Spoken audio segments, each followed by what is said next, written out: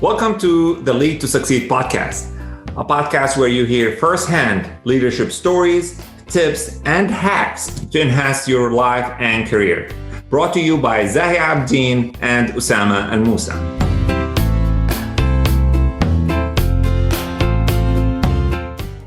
Hey Zahi, how are you doing? I'm doing great. How about you? Yeah, great. Great to see you smiling with this high energy. Zahi, we're looking forward today for an excellent episode. And before we go there, so what's up for you? What's stimulating your mind these days? Yes. Well, we have a great interview. First of all, I'm looking forward to have our interviews with Mike and Greg from Solve Next. We're going to be talking about innovation. So that's going to be a great topic to talk about. It's a hot topic nowadays. But overall, I'll tell you what I've been thinking about lately. Of course, I don't know if you're a big Olympics fan. I used to be, not as much nowadays. Getting old, getting busy. And I'm not getting help, but I do follow some highlights and some news. A big topic is mental health. We've seen a lot of Olympians there's a lot of pressure on a lot of the Olympians that we have playing those games. A lot of sports people, they're put under pressure day in, day out to perform.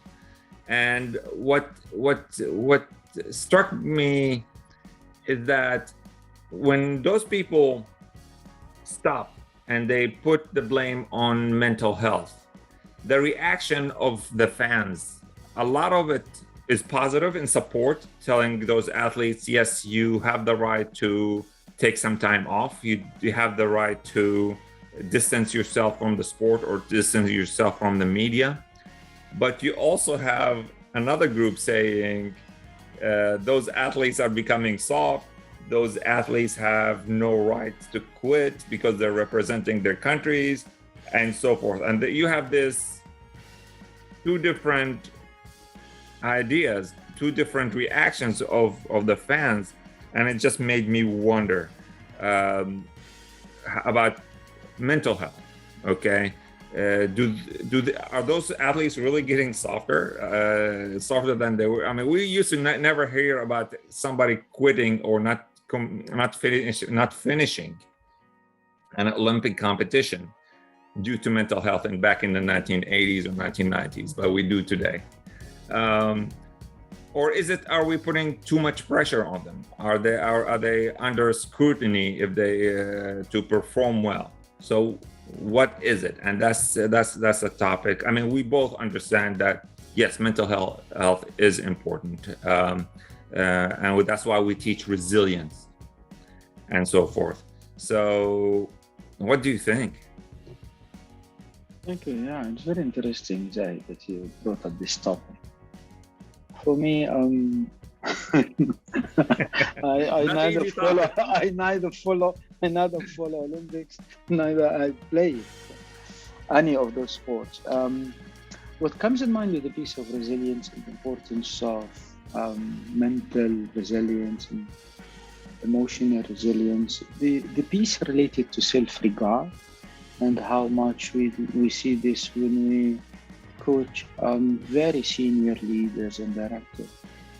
And self-regard, and how do we link it to the self-talking? How much of our inner voices, the way we talk to ourselves, how much of this is encouraging and how much of this might be like sabotaging? Yeah? Are we aware of how do we do it to ourselves in order to either push to move forward, or that we have those to feed doubts into us and just like undermining the capabilities? Or do we practice self-talking that will push us forward? It's very important. Thank you for raising it up, Zai. Yeah, I mean, I think athletes are also taught to do the same thing, and I think personally, I think they do have the right to take care of themselves first. That's right. They're serving their countries and so forth, but they have a right to themselves, and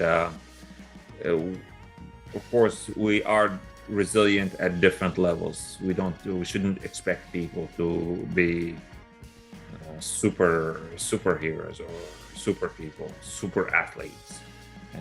But anyways, it's a long topic, but that's what was on my mind last few days actually. I mean, the Olympics is coming to close, and actually it probably has already finished. Anyways, I'm not following. Tell you much we're following, but this is one topic that's really related to athletes, but also related to business people, to the people, the executives, and the people we deal with. Anyways, thank you so much. Indeed.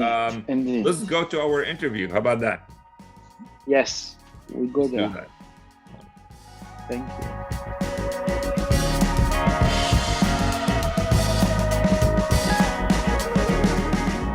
We both are very happy to welcome you and to welcome two seasoned leaders in the areas of strategic clarity, next system design, and in discovery-driven innovation. Wow, this is very stimulating. Greg Galle and Mike Byrne collectively have more than 50 years of amazing experience in the mentioned fields, and they are both here today with us.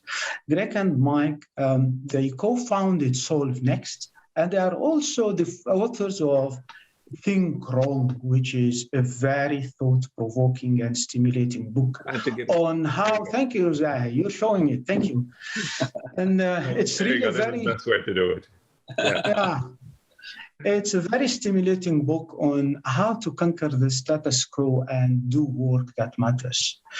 Make sure, please, to listen to the end where Greg and Mike are going to offer you some teasers and tips to expand your views around innovation and innovative thinking. A big welcome to both of you, Greg and Mike. Thanks for being with us today. And without further ado, let's kick off and let's know more about you. Yeah, how did your both profiles? Your CV is very rich, really. So, how did that profile help you to come up and shaped you in a way to come up with that very unique think wrong approach into systems and where you, as I could realize from the CVs, you're helping and consulting corporate leaders and leading industries and organizations with a radical problem-solving system. So it's to you. Thanks again, and whoever wants to start, just start. Thank you. I usually start this, so I'm going to make Mike start. It'll be a much better story if you tell it. So, as you know, we've both had interesting paths to how we get to where we are. I think similarities was with the kind of thing we ask why a lot. Asking that question why, and that I think that's out of curiosity, not being jerks. It's really wanting to understand why are we doing this, and that for me also there was a degree of frustration that you try and do something different in an organization, new, and it gets quashed. It just gets crushed, and your soul gets crushed, and the team gets crushed, and everybody gets cynical, and that's really bad. And then at one point I was working on a project, and we brought Greg in to help us with naming and positioning of a very, very different disruptive product for the company that I was working for. And he has the approach, and this was in kind of marketing, positioning, branding, brand story, that was so radical for me. It's like, oh, this is amazing. We could do this. And then I had some quite serious surgery and had some painkillers, at which point during that weakness, Greg asked me to come join him. Because I have a product background, as I was always going, we should write a book, we can productize this. And then eventually Greg said, yeah, you should do that. So that's kind of how I got on board. It was definitely born out of frustration, which I think is what happens to a lot of entrepreneurs inside large organizations. And over time, you realize that I should never have had to leave. I shouldn't have to go out my own, because entrepreneuring is really hard. Really hard. And wouldn't it be great if you could do that with the resources of a large company behind you? That would be really good if you could do that, and you could have your impact could be magnified because they have so many more resources. They have everything to make it successful other than themselves, which they get in their own way, and they do that. So we kind of spent the time, I think for me, it was like helping people do the thing that I couldn't do. Why I had to leave is like, people shouldn't have to leave if they want to be entrepreneurs inside organizations. And then, over time, realized being an entrepreneur is very different to being an entrepreneur. It's not the same thing. It's not the kind of one of those things where it's, your big company should act like a startup. It's like, of course it shouldn't. That's a ridiculous thing to say. So, we've ended up doing that. There's been a journey, and you've the book Think Wrong you've read, which really works about how do you break the status quo? How do you come up with a portfolio of new ideas? All our clients always asked us, that's awesome, and then what? What's next? And we'd made an assumption ourselves that, of course, businesses know what to do with ideas. They're big businesses. They've proved they can do these things. It took us several years to realize that was not a rhetorical question. That was companies really asking, what do you do with ideas? We don't know. And that's when we kind of said, oh, businesses need help on that too. And we kind of say, oh, we know what to do. Then we just start systematizing it because that's how we think. And that's where we got to today. Mike's right that asking why it has always been a part of how I've approached my work and how Mike has approached his work. I think what's sort of interesting is Mike and I were both formally trained to do something at university that we don't do. Right. Mike, what was your degree in? Geomorphology. Geomorphology, of course, right? A very popular degree, right? Sets you up for success for the rest of your life. And I went to art school, so I studied communication design, which I've used, but I've not done it in a traditional way. And again, I think it's because we ask why, and we have this curiosity that it brought us into these other, into these sort of crazy career paths. Along the way, I met a guy named John Bielenberg, who was one of our founding partners and the co-author with us of Think Wrong. And John had this idea that he was talking about called Think Wrong, which it was really inspired by some conversations that he had with a neuroscientist when looking at human behavior around financial investing. Mm-hmm. And sort of core to that was the fact that our brains operate in a particular way. And if we want to be able to conceive of new things, if we want to entertain new ideas, we actually need to trick our brain into allowing us to conceive of these new things. So when our brain works the way it should, it's thinking right.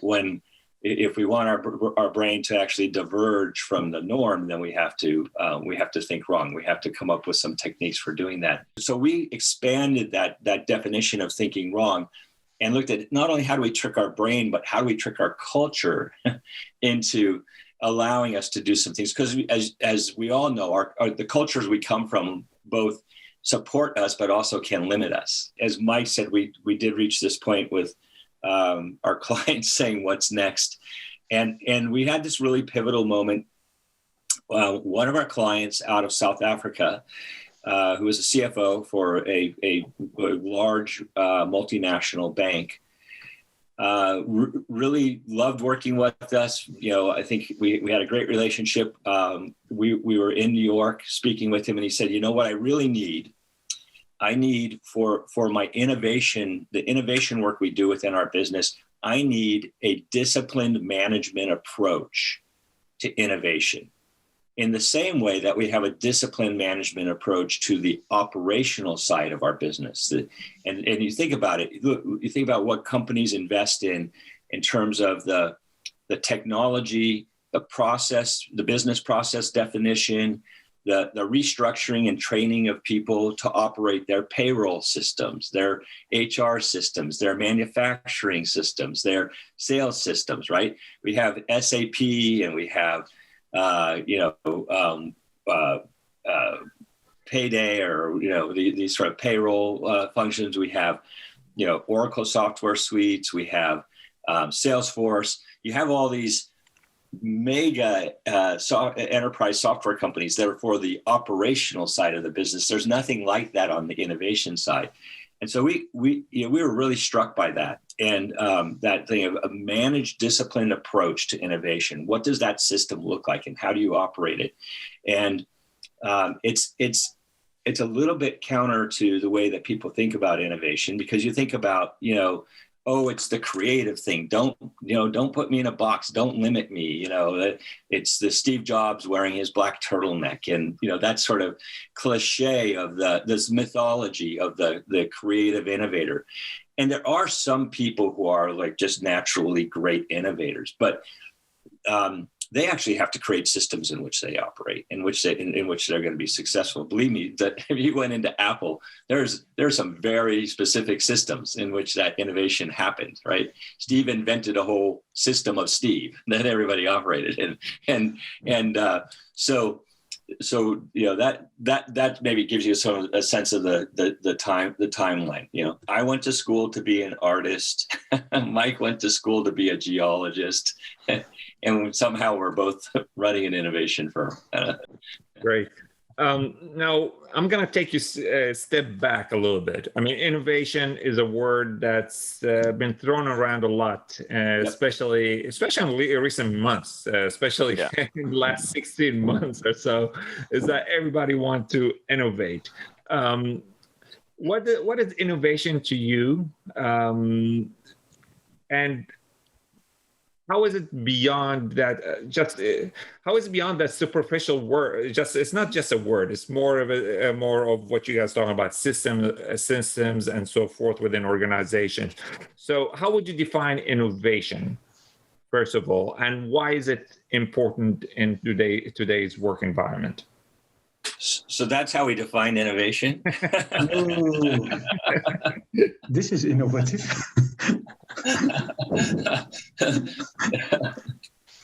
If you look at surveys among CEOs around the world, innovation's always sort of near the top of the list of things that they're concerned about. We often cite this McKinsey study that says only 6% of CEOs are satisfied with their innovation efforts. Well, that means 94% are dissatisfied, right?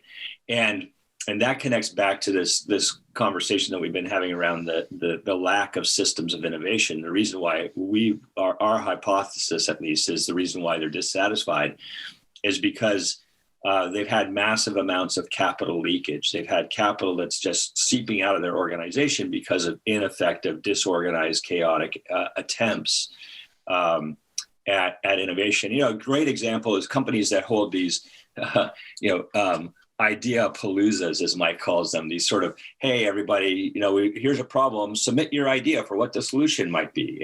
And so suddenly you've got, thousands of ideas from across your company about how you might solve a problem. And there's a couple of issues with that. One is those thousands of people usually never hear anything back from the organization about what was good or not good about their idea and how does it fit in terms of the goals and the strategies. They don't get any constructive feedback. They don't hear about what's happening. So that breeds some cynicism and some skepticism about, are we really taking this seriously? And the other thing is it's usually connected to a problem that's not been validated, to a pain that's not really been looked at and said, is there really a market need here? And when I say market need, it could be the market could be the need for a new HR policy, or it could be for a new law, right? Or it could be for a new process for how something gets done. So, I think about market just as a group of people who have a certain problem or pain that's extreme enough that they need a solution because the cost is high and the pain is high, and therefore they need some kind of solution. So, there's not only is there innovation as Mike says, is innovation both a verb and a noun, but there are good forms of innovation and there are incredibly fragile or weak forms of innovation. And unfortunately, the fragile and weak form of innovation is what is most prevalent.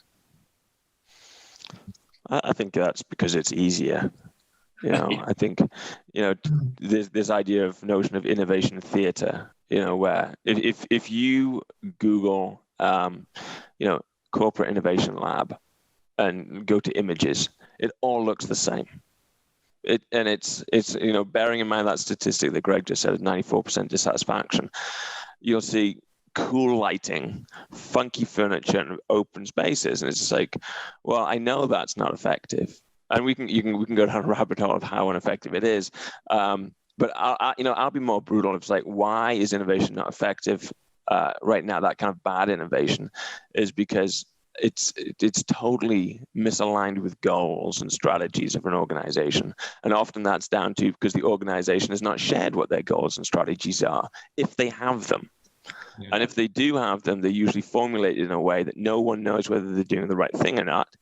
And it kind of goes in the cycle of coming back to, have you clearly told people what your goals and strategies are? At which point, that's when you're going to find the real pains and problems that are going to have a real impact and effectiveness within your organization. If you don't have those, just don't innovate. Don't innovate, because people are just going to get cynical. You're going to invest capital that's not going to have a return that you're going to like. And it's not going to be done in a rigorous approach. It's not going to be done consistently.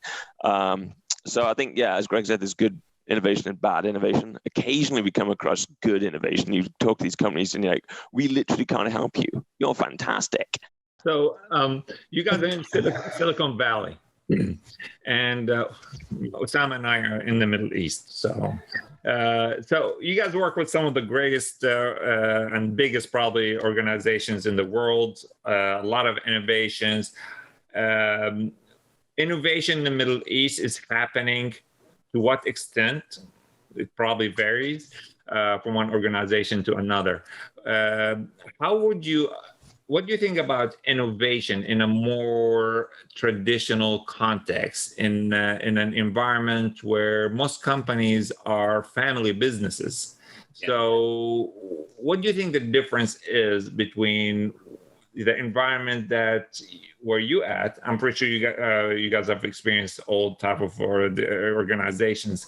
Then the environment that we have experienced a lot here in the Middle East.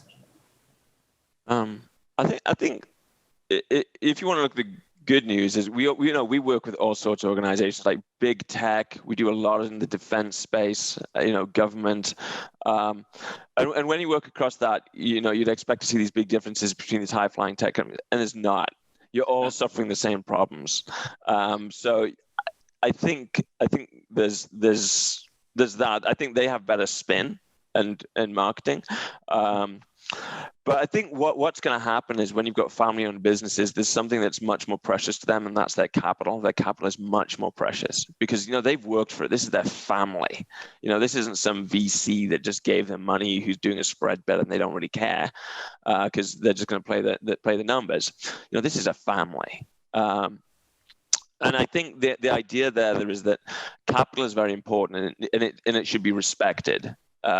To a high degree, which actually makes what we talk about potentially more important, which is that idea of if you have a rigorous system in place, the goal is to preserve capital, to accumulate capital, to spend it wisely, and manage risk. It's not about de-risking, because if you de-risk something, you just remove all the opportunity as well as the danger, and then you just end up with nothing. You just go, I won't do anything.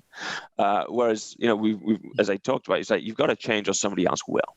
So it's like, how do I do that and yet maintain that thing that's very precious to me, which is the thing that I've built for my family, for my family's future, and all of those sorts of things, and to be very respectful of that. So a rigorous system of innovation is actually about preserving and growing capital in a very responsible way, and making the most of it. It's just like, it's not about the hoarding of the capital. Often you'll find companies that are like, I can't risk my brand capital or my political capital or whatever it is within organization or within people. It's like, no, that's what you do. You got to put some at risk, but put it on the right problem. Understand that what you're putting at risk. Understand the return that you're trying to get, and do it in that way. So I think when for a more conservative company, as you'd say, I would just say less wasteful, and we just see such phenomenal waste that you just say, what? It's astounding. And you're like, what result would you expect other than what you're seeing? And it's just a gamble, and it's a spread bet, and some hit and most don't. So I think for when you're in a more conservative company or organization, say, look, we respect that. You're right. And the reason that most people push back against innovation is because they've seen it fail again and again and again. But they've seen it fail again and again and again because they just went around it. You got the results you should expect from the way they went around it. So it's just like, let's not do that. Let's do this in a disciplined, rigorous approach. As you can see behind Greg, there's that process. It's like, let's be clear about our goals, our strategies, how we validate the problem. And doing those is not much capital investment, both human, physical, financial, social, political, brand. You're doing that in a very low risk way, and you're stopping if you shouldn't. So, and then you're doing portfolio approaches. You're really managing risk. You're actually performing in a very conservative way, which you should do. It's like you would never be loosey-goosey, crazy, let's just go mad on your financials or your expense management. You're insane, or your supply chain. You just wouldn't do it, because you'd see the results that you see in innovation. It'd be like, oh, we literally have no plan for supply chain. And, if that was the way, and then you said, oh, only 6% of people are happy with the supply chain. Like, well, of course, what are you doing? But that's what people are doing with innovation. And it's just like, stop, let's not do that. Let's do the same thing that we know that is rigorous and works on the operational side of your business. Let's do that on innovation. And I think that's how you get around it. Say, we understand why you're hesitant. You should be hesitant. Investing capital in lieu of a process is a really bad idea. That's just gambling on horses, and without understanding the horse. It's like, pick the brown one. Brown horses win more than any other color. There just happens to be more brown horses. So that's that. I think that's one of the starting point to say we agree. But what we're going to do is we're going to manage risk, and we're going to manage risk by doing this systematically, with rigor, with discipline, and we're going to use a professional approach like we do in the rest of our organization. And we're going to protect that capital, because that's our treasure. That's our precious thing, and don't be just spending it on crazy stuff. Yeah, so I'm going to yes and what Mike has said. There's a saying. There's a saying here that is, it goes like this: why do bank robbers rob banks? And the answer is because that's where the money is. Right? That's why they rob banks. That's kind of why you see these concentrations of innovation in places like Silicon Valley. It's like, why are there all these entrepreneurs here? Why are there all these startups? Because that's where the money is, right? And as Mike said, these VCs are doing spread bets. So you see, it's a very different game. And just to restate a little bit of what Mike was sharing, when you go into a more conservative market, I actually think that conservation, that conservatism, that mindset is completely appropriate, because all those different forms of capital that Mike described are finite, right? They're not. It's not infinite. I mean, people behave in the Bay Area, San Francisco Bay Area, like resources infinite. It's not. And if you built a family fortune, or if you created a prosperous community or society or nation, that's not permanent. And the resources that are used to do that are finite.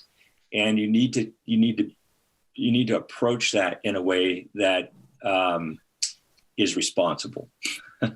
and And so that sort of conservative mindset is appropriate. And what we've heard, the way we interpret it is, I'm going to be conservative until you can show me a way to innovate that's responsible, right? and I'm not going to throw my precious resource at irresponsible forms of innovation. Just not going to do it, because that's, that's stupid, bluntly said. There's an equation that I think is pretty powerful, and it's also useful when you go into, let's now presume, let's just say we can introduce this idea of a system of innovation, a rigorous, disciplined, responsible approach to innovation. We can do that. So if you'll grant me that, if you'll say, yes, that's possible, we could go into a conservative market and talk to people about that idea. And they'd say, yeah, that's what we're looking for. We want to do this in a way that protects our capital and grows capital, but doesn't leak capital. We don't waste it. Then you need to turn your attention to what are the most significant pains and problems that people are experiencing in markets, because those will represent your real innovation opportunities. And the equation is this T equals D times V times P. So transformation equals dissatisfaction times vision times process. And in order let's say transformation requires innovation. To go from an as-is state to a to-be state, from the current state to a future state, for that transformation, that change to happen.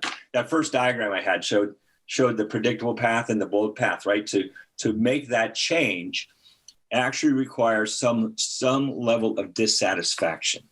So one of the things that if you're conservative about innovation, what you ought to be getting really good at is identifying where there's deep pain, problem, or friction, where there's large degrees of dissatisfaction, or where there ought to be. You might have to create that dissatisfaction. You might have to make people aware of there's a problem here, and we shouldn't be okay with that.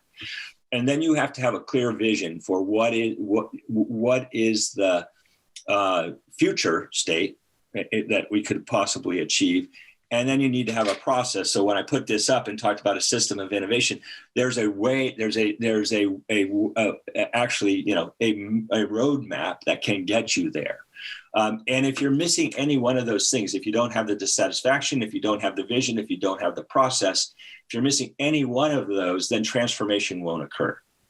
And so, I think again in these markets where, in these regions where you see a certain level of dissatisfaction, or with not dissatisfaction, but hesitancy or a conservative approach to innovation. These are the ways to start to make forward progress. It's to say, let's look at what the process ought to be, but let's also look at what's your vision of the future. And places like KAUST it's like, okay, there's a clear vision, working on process. Is KAUST identifying areas of dissatisfaction? I think so, and looking at how do we actually move a nation forward, right? How do we move an economy forward? How do we do that? And I think they're looking at those things, and that offers great hope. But they're doing it in a way that I think is really responsible, as opposed to just saying, "Hey, we're gonna, spread bet over 100 different things and hope something turns out." And the other like dirty little secret about VCs, not their money. Right? Easy to spread bet when you're spread betting with somebody else's money.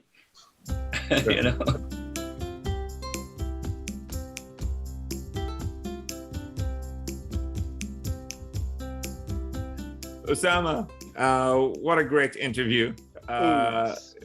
Innovation, as we said, it is a hot topic, and a lot of learnings. So what are some of the highlights of the interview?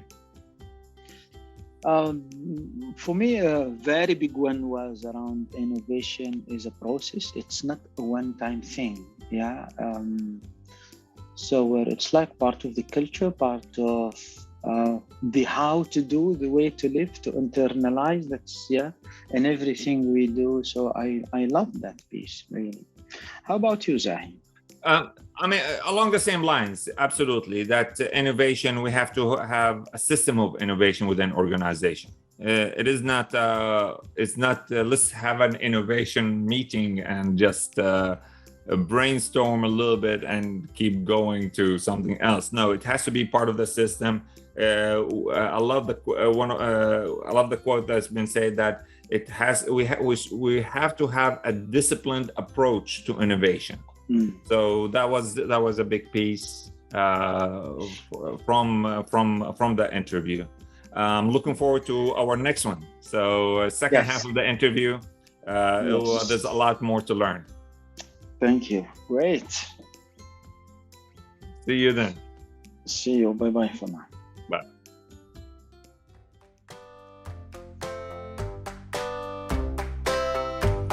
Thank you for listening to Lead to Succeed podcast. If you like this podcast, please remember to give us 5-star rating, share it with your family and friends, and follow us on social media.